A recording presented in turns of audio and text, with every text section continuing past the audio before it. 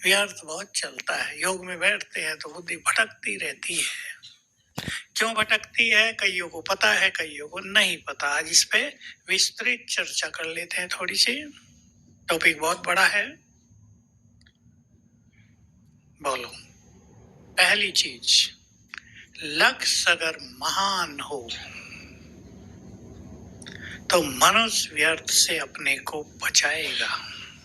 आपको काम ही हो आज बहुत ज्यादा, सुनेंगे दूसरों की बात या कह देंगे नहीं फुर्सत नहीं आज भाई, कल आना। कितना भी कोई सुनाने आ गया हो ना इधर उधर की बात, आप कहेंगे आज टाइम नहीं है। आपके घरों में बच्चे हैं, स्टूडेंट्स, जिनको हायर परसेंटेज लानी होती है, वो करते हैं टाइम वेस्ट। ना बुरे संग में जाएंगे ना इधर उधर, पढ़ाई पढ़ाई। तो लक्ष्य की महानता और उसमें दृढ़ता, जो बाबा ने कहा, दृढ़ता माना उसको पाना ही है हर कीमत पर, ऑन एनी कॉस्ट। मुझे ये लक्ष्य पाना ही है, ऐसा अगर प्लान कर लें 3 मास का, 3 मास में यहां तक पहुंचना ही है, तो काफी व्यर्थ आधा तो समाप्त हो जाएगा। क्योंकि व्यर्थ की बढ़ोतरी होती है व्यर्थ सुनने से और देखने से। 2 ही कारण है। मैं बाबा की बात सुनाता रहता हूँ, वो देखना और सुनना यही आधार है या तो कंप्लीट होने का, कंप्लीट माना संपूर्ण, या कंप्लेंट्स करने का, शिकायतें करने का, ये ऐसा, ये ऐसी, ये ऐसा। तो हम क्या देखें और क्या सुने, क्या नहीं देखें, क्या नहीं सुने, ये सबको खुद सोचना है। 2 नेत्रों से देखा संसार को चारों युग, अब किससे देखें राजीव? तीसरे नेत्र से। 2 नेत्रों से देह बाह्य मुक्ता, संसार, विनाशी संसार का आकर्षण, और तीसरे नेत्र से आत्मा दिखेगी, बाबा दिखेगा, नई सृष्टि दिखेगी, बाबा के महान कर्तव्य दिखेंगे, ये संसार भी दिखेगा तो विनाशी संसार है, इस रूप में दिखेगा। अब जरा सा विचार कर ले, चाहते हैं सभी व्यर्थ से मुक्त होना? जो चाहते हैं हाथ उठा दो, मैं बाबा की तरह उठवा दूं। पक्का सोचना है अच्छी तरह से, हाथ मैंने ऐसे नहीं उठवाया, अच्छी तरह सोचो, क्या मुझे संगम युग पर ईश्वरीय आनंद लेना है तो व्यर्थ को छोड़ना है। व्यर्थ से आपके घरों में भी निगेटिव एनर्जी फैलती है, समझते हैं ना इस बात को? वातावरण दूषित। और अगर मन में सुंदर संकल्प है तो घर मंदिर बन जाता है। तो पहली चीज है ये दृढ़ता कि मुझे इस लक्ष्य को पाने के लिए व्यर्थ को छोड़ना ही है। पहले सुनना और देखना। मैं और लक्ष्य की बात न करूं, पहले मुझे अपने योग के चार्ट को 4 घंटे तक पहुंचाना ही है। फिर से रिपीट कर दूं, बैठ के नहीं, कर्मों में। मुझे अपने योग को 5 घंटे करना है, 6 घंटे करना है, 8 घंटे हो सकता है या बाबा ही करेगा? माताएं बोलो, वो आवाज नहीं निकल रही है। क्योंकि जब बाबा की 8 घंटे की बात आती है तो हम में से अनेक 99.9% अंदर ही इसको रिजेक्ट कर देते हैं। हमसे थोड़ा ही होगा, बहुत बिजी है। रिजेक्ट कर दिया तो प्लान ही नहीं होता। तो हमें लक्ष्य की दृढ़ता चाहिए। छोटे छोटे लक्ष्य भी आप बना सकते हैं। मुझे बहुत खुश रहना है 3 मास, इसलिए व्यर्थ सुनना नहीं है। मुझे अपनी संकल्प शक्ति को बचाना है, इसलिए परचिंतन करना नहीं है। युगों से तो परचिंतन ही करते आए, भगवान सामने है तो भी परचिंतन करेंगे। तो प्रभु चिंतन, आत्म चिंतन, सृष्टि चक्र का चिंतन होगा ही नहीं, और हमारा संगम युग खाली निकल जाएगा। सभी विचार करें आज, मुझे अपने संगम युग को खाली नहीं निकाल देना है। बहुतों का खाली जा रहा है, लड़ते लड़ते बीत रहा है, संघर्षों में बीत रहा है, संस्कारों के टकराव में बीत रहा है। नहीं, मुझे संगम युग की यात्रा को चारों युगों की सुंदर यात्रा बना देना है। ठीक है या नहीं? संगम युग की जिसकी यात्रा अति सुंदर, अगले 5000 साल की यात्रा वैसी ही सुंदर। और जिसने लड़ते लड़ते संगम बिता दिया, वो द्वापर युग से लड़ाई के मैदान में ही रहेंगे, राजा नहीं सैनिक रहेंगे, युद्धों में हिस्सा लेना पड़ेगा। लक्ष्य बना लें। व्यर्थ, व्यर्थ का असली कारण, बाह्य कारण बाद में विचार करते हैं, असली कारण जन्म जन्म आत्मा ने जो गलत कार्य किए हैं वो व्यर्थ को बढ़ावा दे रहे हैं। सहमत हैं सभी? अब भाइयों से पूछता हूं, सहमत हैं? वो सूक्ष्म रूप से अंदर छुपे हुए व्यर्थ को जगा रहे हैं। पाप व्यर्थ का बीज होता है। दूसरा, विषय विकार हर तरह का, काम क्रोध लोभ मोह अहंकार ईर्ष्या द्वेष तेरा मेरा, ये सब जन्म जन्म जिसके अंदर ज्यादा रहे हैं उसके अंदर व्यर्थ का तूफान ज्यादा है। तीसरा, बोलो, आगे आपको बढ़ना है, 3 तो निकाल लें। जिसने जन्म जन्म दूसरों को कष्ट पहुंचाया, हालांकि वो पाप कर्मों में ही आ गया और उसको अलग कर लें।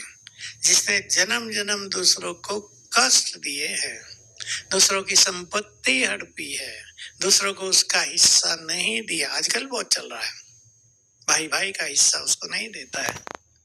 एक कली आई माता, हमारा जेठ तो कहता है तुम तो सब ज्ञान में हो ना, ओम शांति में, पैसा क्या करोगे। बहुत बैठे होंगे यहाँ भी ऐसे जो ये काम करते हैं। इसके कारण व्यर्थ बहुत चलता है और व्यर्थ चलने के कारण सुख समाप्त, शांति समाप्त। और बहुतों को जो आजकल परेशानी आगे बढ़ गई है, नींद का सुख समाप्त। इसलिए पुण्य कर्मों का खाता बहुत बढ़ाना है। काम वासना, क्रोध की अग्नि, लोभ भटकाने वाला, मोह सताने वाला, अहंकार दूसरों को कष्ट देने वाला, ये जितने ज्यादा रहे हैं उतना ही व्यर्थ ज्यादा है। इनको अब छोड़ना है हमें, छोड़ते चलें। काम वासना जीतने के बाद कई लोग और विकारों में उलझे रहते हैं, और नहीं तो कर्मेंद्रियों का रस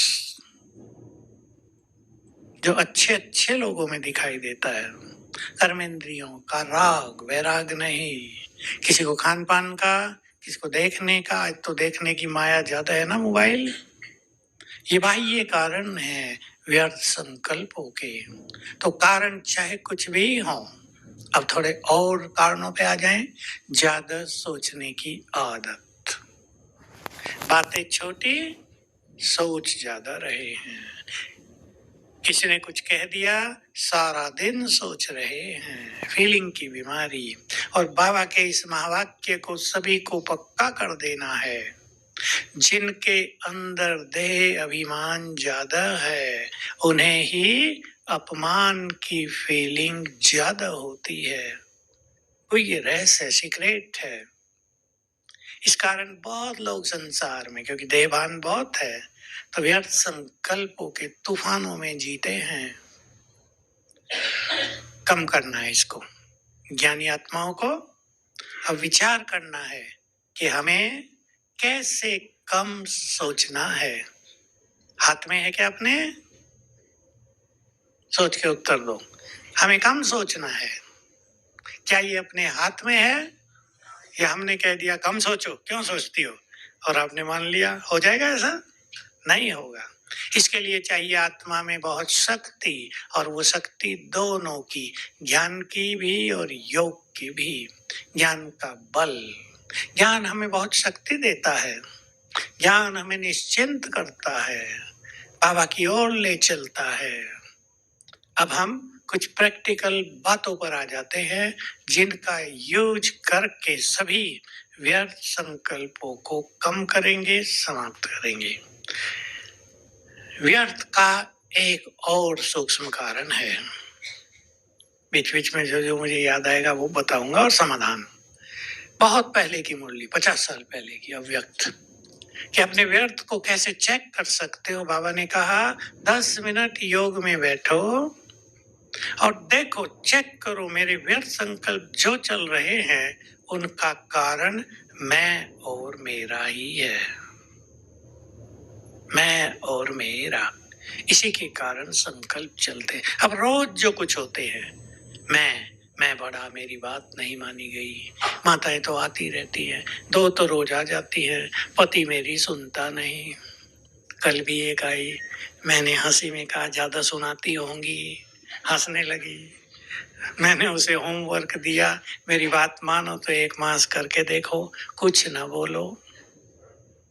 उसे फ्री छोड़ दो ना 1 मास, वो भी तो आत्मा है ना, स्वतंत्र रहना चाहती है, दबाव में ही सदा थोड़ा ही मनुष्य रहता है। हंसने लगी कि ये हो जाएगा मेरे से। मैंने कहा कर लो, मेरे से पूछ रही, मेरे से हो जाएगा ये? 1 मास आप कुछ नहीं कहो उसे, कर सकती है माताएं? पति सुनता नहीं, एक ही बात है, सुनाते न ज्यादा हैं। और दूसरी बात, हम भी तो भगवान की कम सुनते हैं ना, तो हमारी भी दूसरे लोग कम ही सुनेंगे ना। जितना हम सुनेंगे हमारी भी सुनेंगे, लेकिन मनुष्य की आदत है सुनाना ज्यादा, सुनना कोई मुझे कुछ न कहे, मैं सबको कहता रहूं।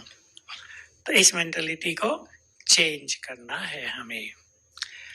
पहली चीज, अब व्यर्थ के और कारण जो सूक्ष्म रोज की दिनचर्या में आते हैं, चिंताएं, बीमारियां, बच्चों के भविष्य का डर, आपकी छोटी छोटी कन्याएं हैं, उनको कुछ हो न जाए इसका भय। देखो, बहुत नेचुरल सी चीज हो रही है, प्रैक्टिकल घटनाएं घट रही हैं, तो माँ बाप को चिंता होती है, कहीं कुछ हो न जाए।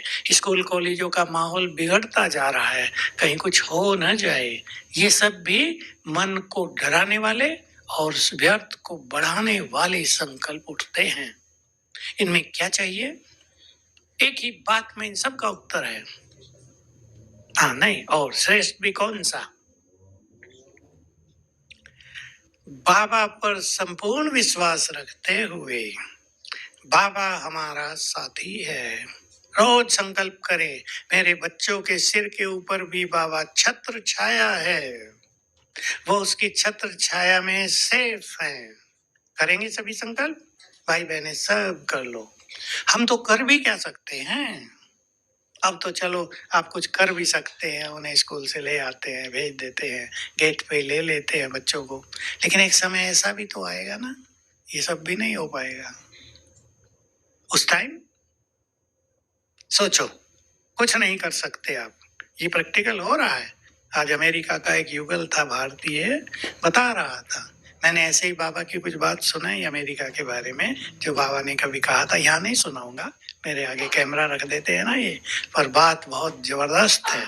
कहा अमेरिका में आधे लोग कष्ट पा रहे हैं। कहा मध्य अमेरिका में बर्फ के तूफान चल रहे हैं, बर्फ के तूफान, ठंडी बर्फ गिर रही, तेज हवा, गाड़ी भी नहीं चल सकती, बिजली गुम। कहा बुरा हाल। हमारे भारत में तो कुछ भी नहीं है, यहाँ तो इस तरह से लोग बहुत सुखी हैं। मैं सोचा, वो भी कहने लगे यहाँ तो बहुत सुख है, हम लोग भी आते हैं, एकदम लगता है कहाँ आ गए, कितनी सुंदर जगह आ गए। बर्फीले तूफान, अब आग लगी थी वो तो है ही। कहा अनेक लोग, और बिजली गुम हो जाती है कई कई घंटे, और वहां बिजली के बिना जिंदा रहना भी कठिन काम है। दोनों वहां के रहने वाले सुना रहे थे कि आप तो भारत में स्वर्ग में बैठे हो।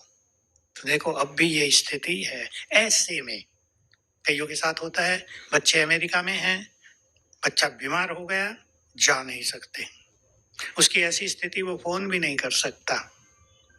बोलो, माताओं की बात, माँ बाप की बात, तुरंत जा नहीं सकते, पैसा बहुत चाहिए तुरंत, तो वीजा लेना पड़े, देते नहीं, कांटेक्ट नहीं हो रहा है, बड़ी उम्मीदों से बच्चे को विदेश में भेजा है, नाम हो रहा है समाज में, इनका बच्चा विदेश में पढ़ता है, क्या समझा है, नशा भी तो रहता है ना। अब बात नहीं हो रही है। अब अपने मन को कैसे व्यर्थ से मुक्त करेंगे? अब देखो कितना व्यर्थ चलेगा, कल्पना करके देखो, कोई होगा या नहीं उसके पास, कोई पूछता होगा या नहीं, ट्रीटमेंट ठीक हो रही नहीं या नहीं, क्या होगा उसका। बात हो जाती है तो मनो संतुष्ट हो जाता है ना कुछ धैर्य हो जाता है। बात भी ना हो रही हो, ऐसे में क्या यूज करेंगे?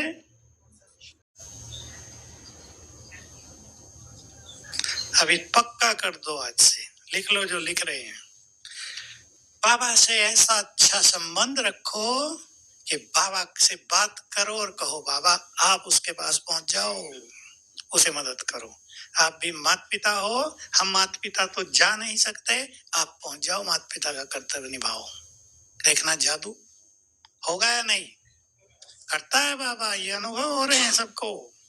और जैसे जैसे ये भयावह परिस्थितियां आती जाएंगी, जिन्होंने बाबा के लिए बहुत कुछ अच्छा किया है, जिन्होंने अपनी स्थिति को सुधारा है, संभाला है, उनको बाबा के द्वारा चमत्कारिक अनुभव होते रहेंगे। ऐसे में बाबा को यूज करना,